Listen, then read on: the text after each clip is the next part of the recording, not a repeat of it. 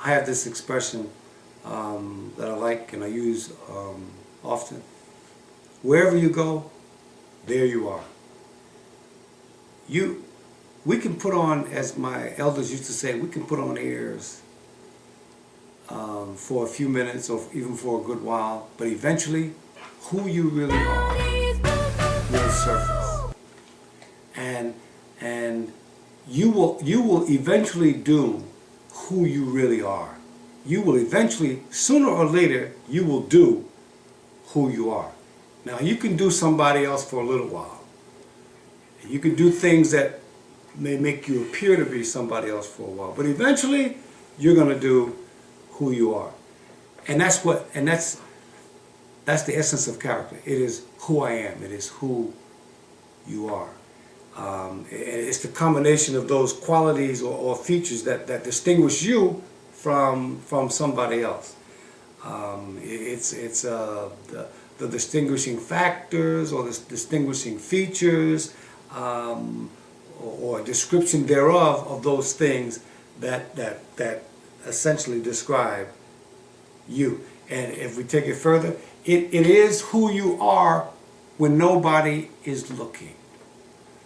Reputation, that's essentially a public thing. That's who people think you are. That's who you are in public. Now, that may or may not be your character. That may or may not be who you really are.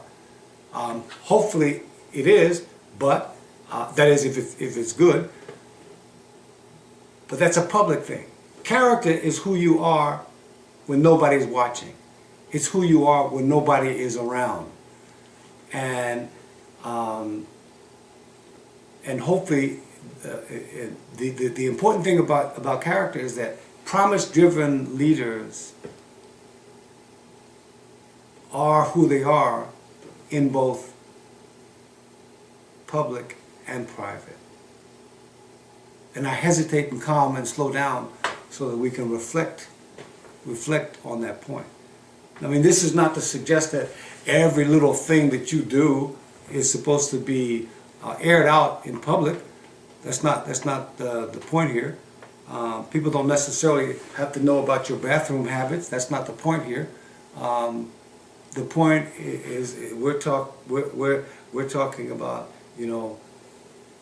speaking right, doing right, saying what you mean, and meaning what you say, especially when you're interacting with other people, and especially when you're working with other people. And so you can see obviously the connection between character and being a promise-driven leader is simple. You cannot be a promise-driven leader without having character. You cannot be a promise-driven leader without having character strength, the strength of character. And just be clear that you may be gifted as a leader. You may have tremendous talent. You may be awesome in your ability in a certain area of your life. And talent is wonderful, and it can take you far. And it will take you through doors that many other people cannot get into because they don't have the same talent. But character will keep you in that door. Or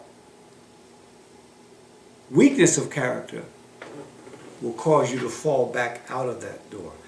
And frankly, if we take a look at human history, especially recent human history, and you can even go back further than recent, you can go back through human history since humans started taking history, and you will find that people tend not to fall from high mountains of recognition and fame and wealth and fortune because they don't have the talent. They tend to fall from these high places of recognition, fame, and fortune because they don't have the character to stay there. Their talent gets them there, but their character is what keeps them there. And if you don't have strength of character, even though you got there, you don't stay. And when you fall, virtually never do you get back to the same height in terms of people having the same confidence in you. Yeah, you may make a few more dollars, like you did before, but in terms of people having the same confidence that they had in you in the first place, it just never returns. Colin Powell says it this way: leaders with character stand for something, a value, an ideal, a cause, a mission. They don't talk about these things. They demonstrate consistent patterns of behavior that show what they stand for. Character is about a leader's daily behavior and decisions being aligned with their character. It is about walking east and talking east, not west. It is about consistency, honesty, integrity in words and in actions. John Maxwell, who's written extensively on leadership, he puts it this way. He says, character is more than talk.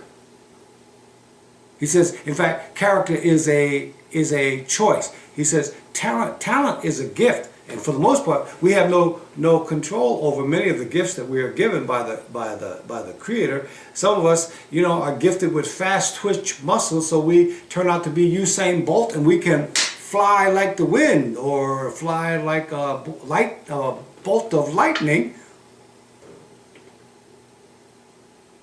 But that's a gift. No matter how hard I practice, I'm never gonna outrun Usain Bolt. Others can paint pictures. There's something wired in our brain that allows us to look at something and be able to transpose what we see onto a canvas.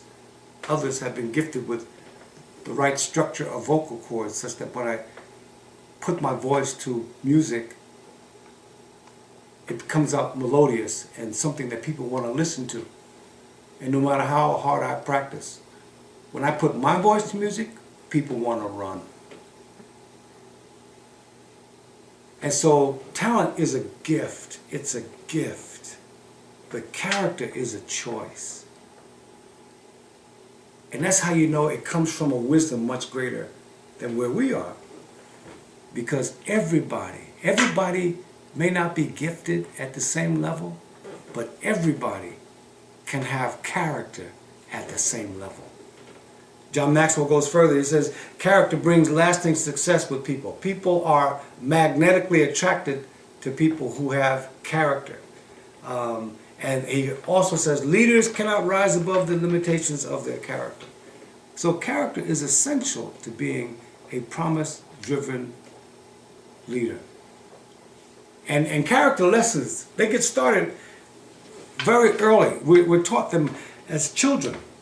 And oftentimes we forget them or lose sight of them, but they are the foundation of early growth and development in our households. Parents try to teach children's lessons of character beginning very early on. In a book, Everything I Ever Needed to Know, I learned in kindergarten. This is a book that came out several years back, and it speaks to the number of character lessons that get started early on in life. Things like share everything, play fair, don't hit people, put things back where you found them, clean up your own mess, don't take things that don't belong to you, say you're sorry when you hurt somebody, wash your hands before you eat, and be sure and flush the toilet. Warm cookies and cold milk are good for you. That one I may have a little challenge around that one. I might say, as long as it's not all the time and every time, but it's okay to treat yourself. And then again, if you have a lactose intolerance, you're going to have to get soy milk or drink some tea with the cookies. Live a balanced life. Boy, what a wonderful lesson that is. Learn some, think some, play some, draw some, paint some, sing some, dance some, and then take a nap in the afternoon. Be aware of wonder. These are things that our parents and our elders began to teach us when we were tiny tots, and they speak to the development of strong character later on, especially if we continue to build on those initial foundational blocks. If we continue to build on them, they lead to building a strong character.